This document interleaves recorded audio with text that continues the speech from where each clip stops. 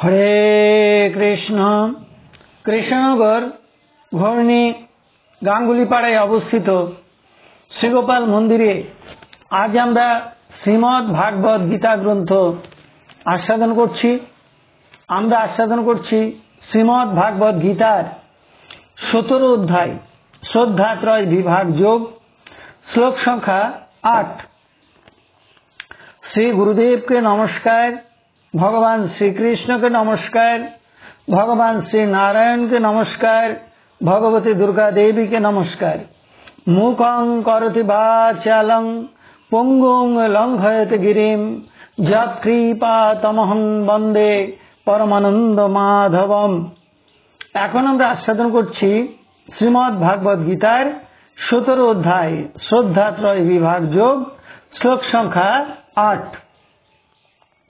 आयुः सत्व बल आरोग्य सुख प्रीति विवर्धनः रसाः स्निग्धाः स्थिरा हृदा आहाराः सात्विक प्रियाः। এখন আমরা এই শ্লোকটির অন্তর্গত শব্দগুলির অর্থ জেনে নেব।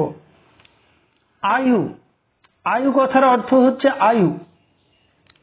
সত্য, সত্য কথার নানান রকম অর্থ হয়। সত্য কথার একটা অর্থ হলো সাত্বিক গুণ। সত্য কথার একটা অর্থ হলো বুদ্ধি। এই বুদ্ধি অর্থটা গ্রহণ করেছেন শঙ্করাচার্য। সত্য কথার একটা অর্থ হলো উৎসাহ। এই উৎসাহ কথাটা ব্যবহার করেছেন শ্রীধর আচার্য। আর সত্য কথার আর একটা অর্থ হলো স্থৈর্য বা বীর্য। এই অর্থটা গ্রহণ করেছেন আনন্দগিরি। বল কথার অর্থ হলো বল। আরোগ্য কথার অর্থ হলো আরোগ্য। রসা মানে রসযুক্ত। স্নিগ্ধা মানে স্নেহযুক্ত। স্থিরা মানে পুষ্টিকর। হৃদা হৃদয় গ্রাহী মনোরম হৃদয়ের আনন্দদানকারী। আহারাহা মানে আহার্য। সাত্বিক মানে সাত্বিক ব্যক্তিগণের। প্রিয়াহা প্রিয়। তাহলে এই শ্লোকটির বঙ্গানুবাদ কি দাঁড়ালো? আয়ু, সাত্বিক গুণ, বল, আরোগ্য, সুখ এবং প্রীতি বর্ধনকারী, রসযুক্ত স্নেহ পদার্থ যুক্ত খাবার যা সারবান বা পুষ্টিকর, হৃদয়ের আনন্দদানকারী আহার, সাত্বিক ব্যক্তিগণের প্রিয়। এখন আমরা এই শ্লোকটির অন্তর্নিহিত ভাব আস্বাদন করছি। ভগবান শ্রীকৃষ্ণ এই শ্লোকে সাত্বিক আহার কিরূপ হয় বা সাত্বিক আহারের বৈশিষ্ট্য কি সে বিষয়ে আলোচনা করেছেন। ভগবান বললেন যে যে সকল খাবার খেলে মানুষের আয়ু বৃদ্ধি পায় সেগুলি হল সাত্বিক আহার।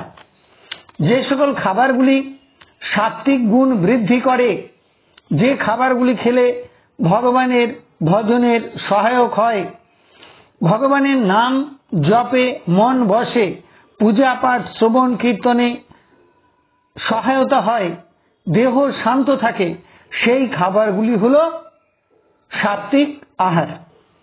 যেমন ভাত, রুটি, ডাল, শাকসবজি, ফলমূল, দুধ, ঘি, শুক্তো, পায়েস, চাটনি ইত্যাদি। সাত্বিক আহার গ্রহণ করলে দেহে বল বা শক্তি বৃদ্ধি পায় যা ভজনের সহায়ক হয়। দুধ, ঘি, পনির ইত্যাদি সাত্বিক আহার যা খেলে দেহের বল বৃদ্ধি পায়। সাত্বিক আহার গ্রহণ করলে মানুষের দেহের রোগ ব্যাধি সহজে সেরে যায়, অর্থাৎ সহজে আরোগ্য লাভ করে, রোগ প্রতিরোধ ক্ষমতা বৃদ্ধি পায়। সাত্বিক আহার গ্রহণ করলে দেহের রোগ প্রতিরোধ ক্ষমতা বৃদ্ধি পায়, দেহ সুস্থ নিরোগ এবং সবল থাকে। সাত্বিক আহার গ্রহণ করলে সুখ বৃদ্ধি পায়, মনের ভিতরে সুখ বা আনন্দ হয়, প্রীতি জাগে, মনের মধ্যে দুঃখ থাকলে সেগুলো দূর হয়। ভগবানের প্রসাদ গ্রহণ করলে মানুষের সকল দুঃখ দূর হয়। সাত্বিক আহার রসালো বা রসযুক্ত, যেমন বিভিন্ন প্রকার ফল, আম, জাম, কাঁঠাল, লেবু, তরমুজ, আঙুর, আপেল ইত্যাদি ফল বা রসযুক্ত পরিপক্ক আহার্য বস্তু বহুদিনের তৈরি শুষ্ক খাবার নয়। সাত্বিক আহার স্নিগ্ধা অর্থাৎ স্নেহ জাতীয় হতে পারে, যেমন দুধ, ঘি, ছানা, মাখন, পনির ইত্যাদি হলো এই স্নিগ্ধা আহার বা স্নেহ জাতীয় আহার। স্থিরা সাত্বিক আহারের পুষ্টিগুণ থাকে যথেষ্ট। এই খাবারগুলি খেলে দেহ স্থায়ীভাবে পুষ্ট হয়, রোগ শূন্য থাকে, সুস্থ থাকে। ছোলা, মটর, মুগ ইত্যাদি ডালে প্রোটিন জাতীয় খাদ্য যথেষ্ট পরিমাণে থাকে। সাত্বিক আহারগুলি হৃদ্যা অর্থাৎ হৃদয় গ্রাহী। সাত্বিক আহার দর্শন করলে, ভক্ষণ করলে হৃদয়ে আনন্দ হয়, যেমন পায়েস, চাটনি, মিষ্টি, মন্ডা, পিঠা, পুলি, দুধ এগুলো সব সাত্বিক আহার। দুধ একটি সুষম আহার। আগেকার দিনে সাধু মহারাজেরা যারা বন জঙ্গলে থাকতেন, ঋষি মশাইরা, তারা প্রচুর পরিমাণে গাভী পালন করতেন এবং এই গাভীর দুধ, ঘি, ছানা, মাখন, দই এগুলো ছিল তাদের একটা প্রধান খাবার। সাত্বিক আহারগুলো টাটকা হয়, খুব গরম বা শীতল হয় না, ঈষদুষ্ণ হয়, খুব লবণাক্ত, খুব ঝাল হয় না, কটু বা কষাও হয় না। এই আহারগুলি খেলে নয়ন এবং মনের আনন্দ হয়। এই খাবারগুলি বাসি, পচা বা উচ্ছিষ্ট নয়। খাবার রান্না করবার ঘন্টা তিনেকের মধ্যে খাবার গ্রহণ করা উচিত। বাসি, পচা বা উচ্ছিষ্ট নয় এমন খাবার গ্রহণ করতে হয়। সাধু গুরু বৈষ্ণবের বা ভক্তের প্রসাদ গ্রহণ করা যেতে পারে, তবে যারা বিষয়ী মানুষ বা অপবিত্র দেহে অশুদ্ধ স্থানে থাকে তেমন ব্যক্তিদের উচ্ছিষ্ট গ্রহণ করা উচিত নয়। যারা ভজনশীল নয় তাদের উচ্ছিষ্ট আহার গ্রহণ করা ভক্তদের বা সাধুদের পক্ষে আদৌ ঠিক নয়। সাত্বিক আহার গ্রহণ করলে ভজনে উৎসাহ বৃদ্ধি পায়, বুদ্ধি এবং স্মৃতিশক্তি বৃদ্ধি পায়, ভজনের আনুকূল্য লাভ হয়। যারা সাত্বিক ব্যক্তি তাদের এই প্রকার সাত্বিক আহার প্রিয়। তাহলে এতক্ষণ আমরা শ্রীমদ্ ভাগবত গীতার 17 অধ্যায় শ্রদ্ধাত্রয় বিভাগ যোগের 8ম শ্লোকটি আস্বাদন করলাম। আমি শ্লোকটি আরো একবার পড়ছি। আয়ু, সাত্বিক গুণ, বল, আরোগ্য, সুখ এবং প্রীতি বর্ধনকারী রস যুক্ত, স্নেহ পদার্থ যুক্ত খাবার যা সারবান বা পুষ্টিকর, হৃদয়ের আনন্দদানকারী আহার, সেগুলি সাত্বিক ব্যক্তিগণের প্রিয়। এখন আমরা শ্রীমদ্ ভাগবত গীতার মাহাত্ম্য পাঠ করছি। শ্রী ভগবান উবাচ গীতা নামানি বক্ষ্যামি গুহ্যানি শ্রীণু পাণ্ডব কীর্তনাৎ সর্ব পাপানি বিলয়ং যান্তি তৎক্ষণাৎ।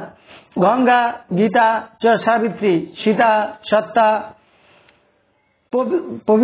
পতিব্রতা, ব্রহ্মহাবলী, ব্রহ্মবিদ্যা, ত্রিসন্ধ্যা, মুক্তিগেহিনী, অর্ধমাত্রা, চিদানন্দা, ভবগ্নি ভ্রান্তি নাশিনী, বেদোত্রয়ী পরানন্দা, তথার্থ জ্ঞান মঞ্জরি ইত্যেতানি জপে নিত্যং নর নিশ্চল মানসঃ জ্ঞান সিদ্ধিং লভে নিত্যং তথান্তে পরমম পদম। হরি ওম তৎসৎ। এখন আমরা ভগবান শ্রীকৃষ্ণের চরণে প্রার্থনা জানাচ্ছি। হে কৃষ্ণ কৃপা সিন্ধু, এই নাও তুমি আমার দেহ, এই নাও তুমি আমার মন, এই নাও তুমি আমার প্রাণ, এই নাও তুমি আমার আত্মা, এই নাও তুমি আমার জীবন যৌবন যথা সর্বস্ব। হে কৃষ্ণ কৃপা সিন্ধু, তুমি পিতা, তুমি মাতা, তুমি পুত্র, তুমি কন্যা, তুমি স্থাবর জঙ্গম কীট পতঙ্গ লতাপাতা রূপে রূপে প্রতিরূপে তুমি বিরাজিত। তুমি ব্যতীত এই ত্রিভুবনে আর কিছু নেই। হে কৃষ্ণ কৃপা সিন্ধু, তোমার আতুল চরণে কোটি কোটি নমস্কার। পুনরায় তোমার আতুল চরণে কোটি কোটি নমস্কার। তুমি আমাদের শুদ্ধা ভক্তি দাও, ব্রহ্ম জ্ঞান দাও, সকলের কল্যাণ করো, সকলের মঙ্গল করো। হরে কৃষ্ণ। আপনারা সকলে ভালো থাকুন, সুস্থ থাকুন, আনন্দে থাকুন। হরে কৃষ্ণ।